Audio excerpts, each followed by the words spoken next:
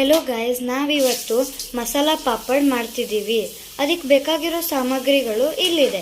ಸಣ್ಣದಾಗಿ ಹೆಚ್ಕೊಂಡಿರೋ ಉಳ್ಳಾಗಡ್ಡಿ, ಟೊಮೆಟೊ ಮತ್ತು ಕೊತ್ತಂಬರಿ ಸೊಪ್ಪು. ಈಗ ನಾವು ಹಪ್ಪಳವನ್ನು ಕರೆದುಕೊಳ್ಳೋಣ.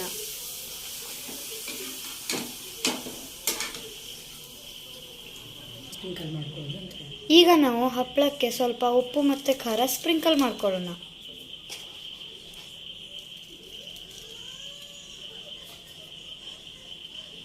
ಈಗ ನಾವು ಉಳ್ಳಾಗಡ್ಡಿ ಹಾಕ್ಕೊಳ್ಳೋಣ ಮತ್ತು ಟೊಮೆಟೊ, ಹಾಗೆ ಕೊತ್ತಂಬರಿನೂ ಹಾಕ್ಕೊಳ್ಳೋಣ.